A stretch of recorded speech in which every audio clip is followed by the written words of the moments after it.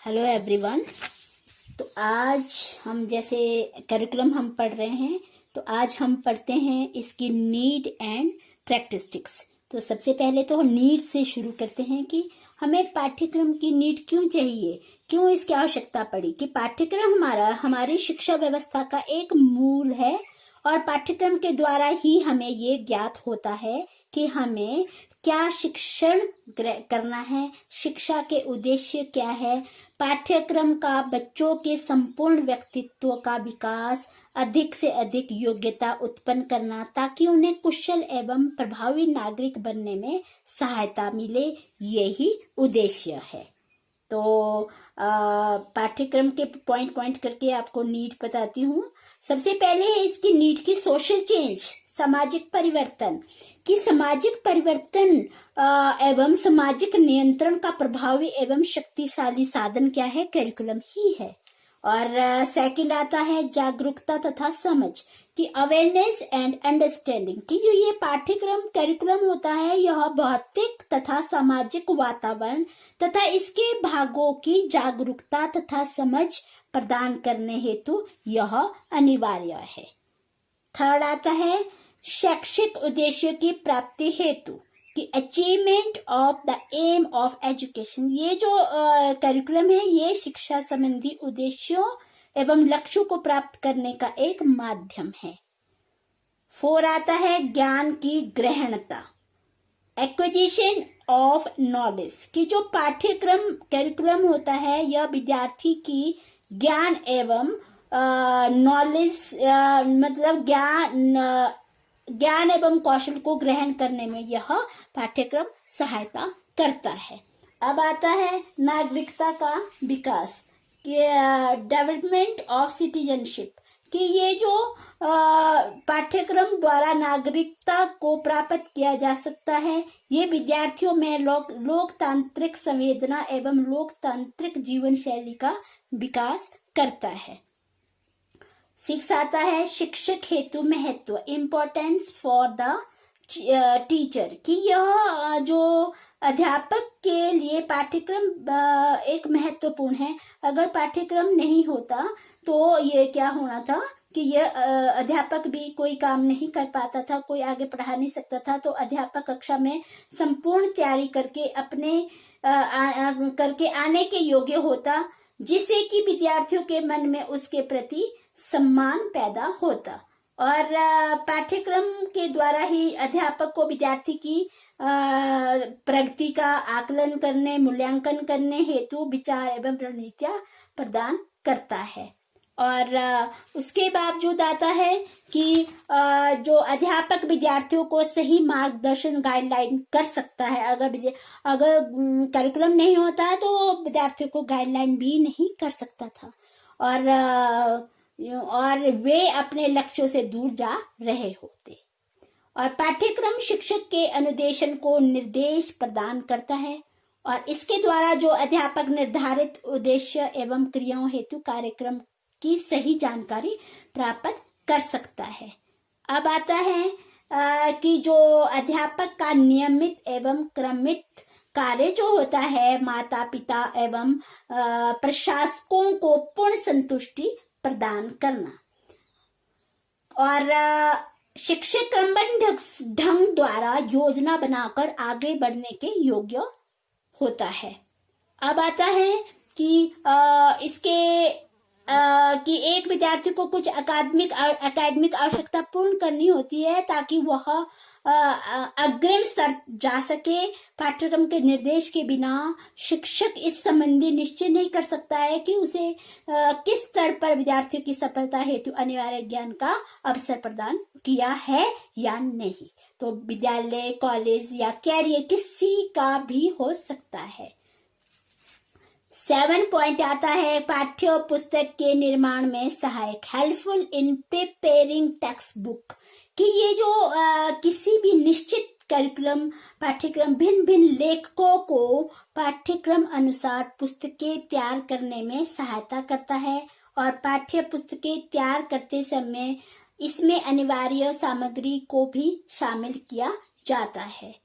अब आता है नेक्स्ट पॉइंट आता है जीवन में सहायक, हेल्पफुल फॉर लाइफ, कि ये जो कैरिकुलम है ये विद्यार्थियों अपने विषय से संबंधित शिक्षा के निश्चित उद्देश्यों की पूर्ति करते हैं और विद्यार्थी के हाथ में वो हथियार बन जाता है जो आगे अपने भावी जीवन के उद्देश्य की पूर्ति में भी यह कैरिकुलम सहायक होता है।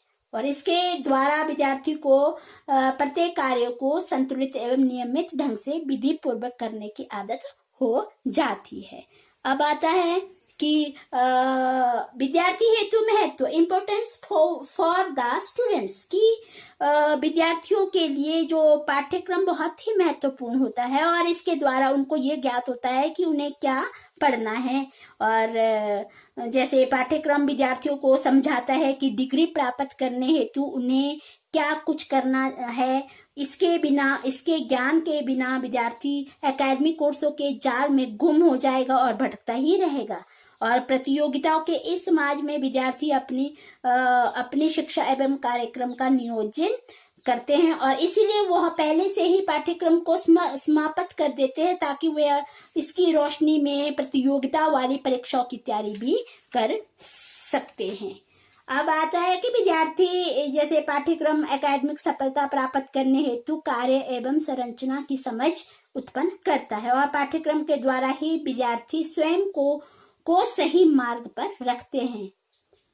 10 पॉइंट आता है माता पिता के लिए महत्व की, इम्पोर्टेंस फॉर पेरेंट्स, कि ये माता टीचर्स के लिए भी है और ये महत्व माता पिता पेरेंट्स के लिए भी है कि अभिभावकों के लिए भी पाठ्यक्रम की महत्वपूर्णता है कि पेरेंट्स उपलब्ध पाठ्यक्रम की रोशनी में विभिन्न प्रतियोगिताओं को परीक्षाओं हेतु पढ़ाई तथा अन्य कार्यक्रम की योजना बच्चों के लिए बनाते रहते हैं और पाठ्यक्रम के निर्देशों के अनुरूप ही माता पिता पेरेंट्स अपने बच्चों की प्रगति का निरंतर मूल्यांकन करते रहते हैं। अगर पाठ्यक्रम नहीं होता तो पेरेंट्स को भी नहीं पता चलता कि अध्यापक क्या पढ़ा रहा है क्या नहीं पढ़ा रहा है, तो ये इसका पाठ्यक्रम के द्वारा ही मूल्यांकन भी करते रहते हैं। और पेरेंट्स पहले से ही विद्यालय पाठ्यक्रम को देखने एवं जानने के लिए भी उत्सुक रहते हैं। उनके माता पिता बच्चों की शिक्षा हेतु विद्यालय का चुनाव पाठ्यक्रम के आधार पर ही करते हैं और पाठ्यक्रम के आधार पर ही माता पिता अपने बच्चों की अध्ययन संबंधी गतिविधियों को भी वह देखता रहता है। और अब आता है 11 पॉइंट कि प्रशासकों का महत्व, इम्पोर्टेंस ऑफ एडमिनिस्ट्रेशन, कि प्रशासकों के लिए शिक्षण अधिगम प्रक्रिया में सहायक सामग्री का प्रयोग व अन्य कार्यक्रम के व्यवस्थित करने में विशेष भूमिका अदा करता है। यह 12 पॉइंट आता है कि अंतःक्रिया के ढंग, मोड ऑफ इंटरेक्शन, की विद्यार्थियों एवं शिक्षकों के मध्य जो इंटरेक्शन अंतःक्रिया ढंग निश्चित करने हेतु पाठ्यक्रम की आवश्यकता पड़ती है और शिक्षण विधि भी पाठ्यक्रम प्रकृति के आधार पर ही चुनी जा सकती है। 13 आता है मनोवैज्ञानिक आवश्यकताओं की पूर्ति, फुलफिल ऑफ साइकोलॉजिकल नीड, कि जो ये पाठ्यक्रम कैरिकुलम है ये बच्चों की मनोवैज्ञानिक आवश्यकताओं को भी संतुष्ट करने में सहायता करता है।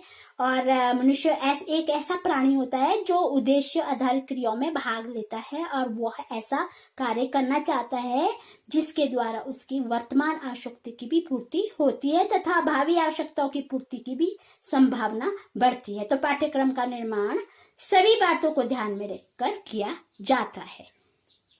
14 आता है व्यक्तित्व का संतुलित विकास, हार्मोनियस डेवलपमेंट ऑफ पर्सनैलिटी, कि संतुलित विकास से अभिप्राय होता है कि विद्यार्थी का सर्वपक्ष विकास अर्थात उसका सामाजिक, नैतिक, शारीरिक विकास।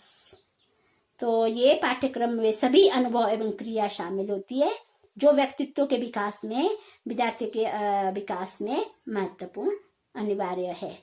15 आता है संस्कृति एवं सभ्यता का विकास, development of culture and civilization. यहाँ पे रेमांड के अनुसार कि पाठ्यक्रम में वो सब शामिल होता है जो हमारे शिक्षार्थियों को मानवता की महान प्राप्तियां जैसे वैज्ञानिक, सहजात्मक एवं क्रियात्मक आदि में रुचिदायक दर्शन या संभव रूप से सहयोगी बनाने में सहायता करता है। और इस प्रकार ये पाठ्यक्रम को पीढ़ी दर पीढ़ी हस्तांतरित करता है या तैयार करने में सहायता करता है। पीढ़ी हेतु बुनियादी आधार पर तैयार करने चाहिए। बच्चों को भूतकाल एवं वर्तमान काल की सामाजिक प्राप्तियों की जानकारी होनी चाहिए। 16 आता है चरित्र का विकास, कैरेक्टर डेवलपमेंट। यहाँ पे जो ये उचित पाठ्यक्रम है चरित्र के विकास में भी सहायता करता है। यह सभी प्रकार की संवेदनाओं एवं विश्वास, धर्म, नवीन मूल्य, परंपराओं हेतु उत्पन्न करता है और बच्चा राष्ट्र का भविष्य होता है। और एक अच्छा पाठ्यक्रम बच्चे के लिए सौंदर्यात्मक, भावात्मक, नैतिक, शारीरिक विकास यानी इस तरह में सहायता करता है। और पाठ्यक्रम प्रत्येक विद्यार्थी की योग्यताओं को विकसित करता है तथा उन्हें सक्रिय सामाजिक सहभागिता हेतु तैयार करता है। तो ये क्या था, इसके नीड थे। अब इसके जो है, अब आते हैं इसके कैरेक्टरिस्टिक्स ऑफ करिकुलम। अब जो कैरेक्टरिस्टिक्स है ये क्या है, सबसे पहले है इसका फ्लेक्सिबल अरेंजमेंट। सबसे पहले है फ्लेक्सिबल अरेंजमेंट। मैं भी इसको पॉइंट करके 11 पॉइंट है, मैं आपको पॉइंट करके समझाती हूँ।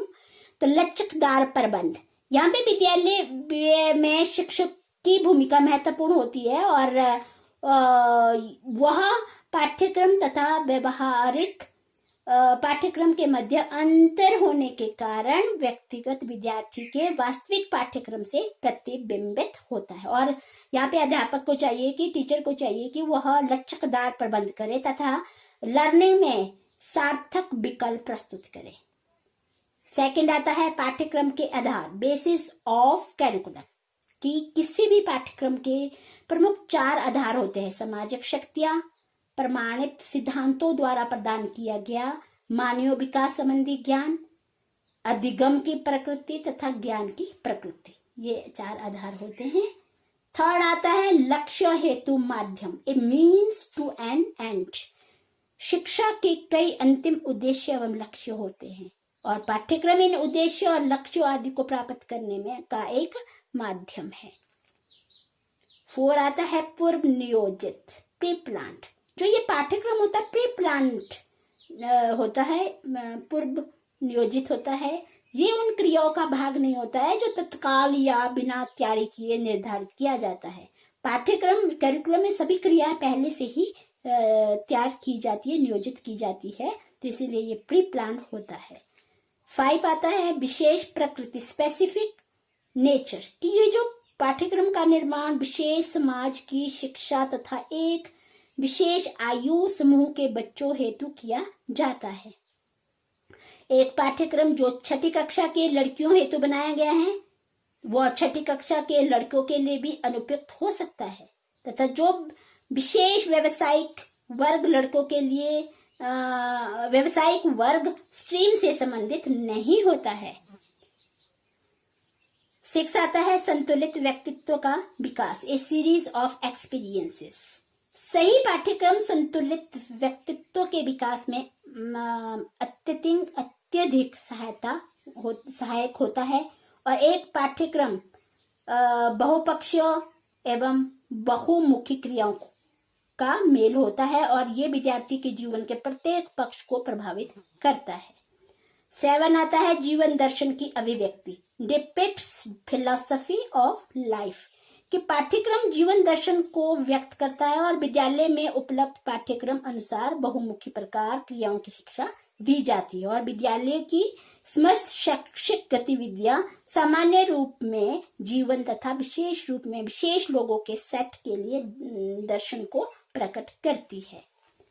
अब आता है शैक्षिक रुझानों का प्रतिबिंब, रिफ्लेक्ट्स एजुकेशन ट्रेंड्स, यानी विद्यालय पाठ्यक्रम द्वारा उस विद्यालय में चल रही शिक्षा व्यवस्था के समस्त पक्ष सामने आ जाते हैं और इसके द्वारा संस्था की आंतरिक तस्वीर भी व्याख्या परक रूप में प्रकट होती है और विद्यालय के रुझानों का बोध होता है।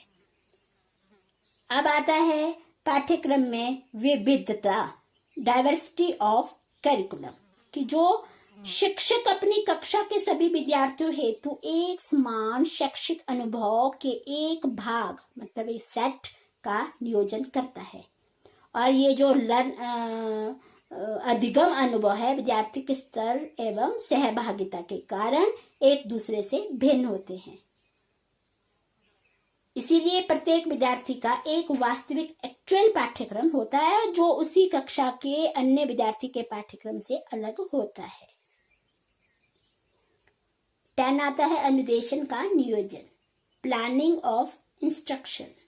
एक पाठ्यक्रम शिक्षकों को अनुदेशन के नियोजन की सुविधा प्रदान करता है और अधिगम अनुभव की उपयुक्तता एवं गुणात्मकता पाठ्यक्रम को लागू करने की प्रभावशीलता को निश्चित करती है।